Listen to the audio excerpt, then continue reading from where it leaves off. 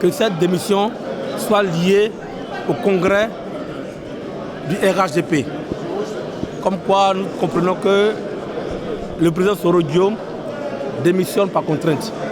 Et c'est déplorable. Le groupe parlementaire PLC-RDA attend suivre l'évolution des choses pour engager toujours le combat de la démocratie en Côte d'Ivoire. Cette façon de partir ne devait pas l'être.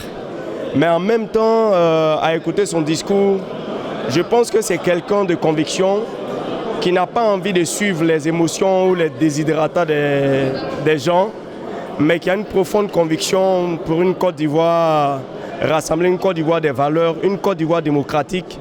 Et il n'a pas voulu s'inscrire dans une Côte d'Ivoire à pensée unique. Il n'a pas voulu s'inscrire dans une Côte d'Ivoire qui ne respecte pas la Constitution de la République. Il n'a pas voulu s'inscrire dans une Côte d'Ivoire où véritablement la gestion des affaires de l'État s'apparente à la gestion des affaires d'une famille.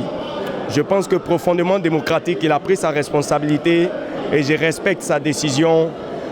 Quoi qu'il advienne, je suis un de ses collaborateurs, je serai avec lui sur tous les fronts qui vont s'ouvrir à lui pour une Côte d'Ivoire rassemblée, pour une Côte d'Ivoire démocratique, pour une Côte d'Ivoire état de droit. Même s'il demeurait président de l'Assemblée nationale, rien ne l'empêchait d'être candidat en 2020.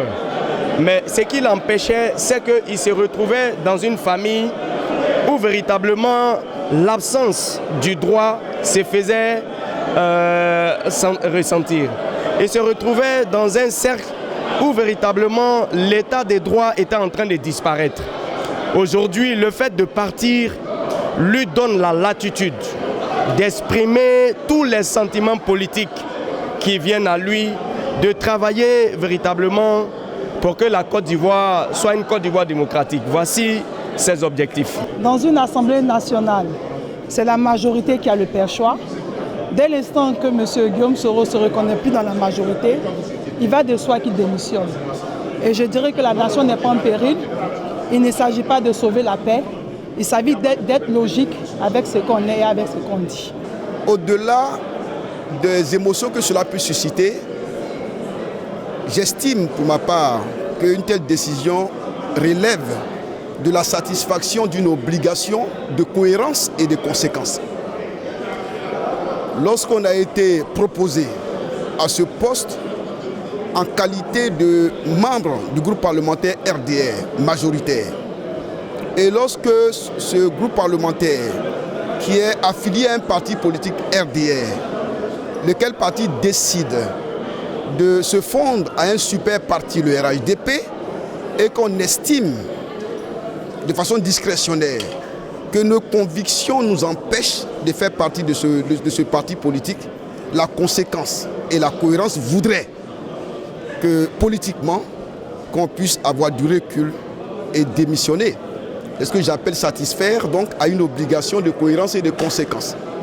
Les décisions de ce genre, de cette nature, au-delà des émotions que cela puisse susciter, doivent être respectées. Le président de l'Assemblée nationale a pris ses responsabilités et il a dit ouvertement que pour la paix, il préfère être cohérent avec sa conviction.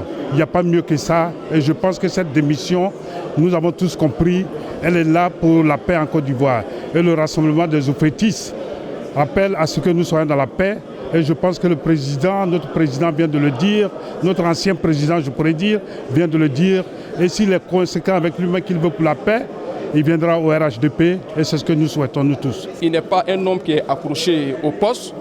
C'est au-delà des postes, au-delà de nos titres, il y a le peuple ivoirien qu'il faut privilégier, l'intérêt du peuple qu'il faut privilégier.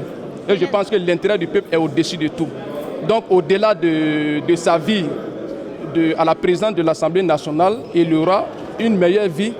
La vie ne s'arrête pas à cela.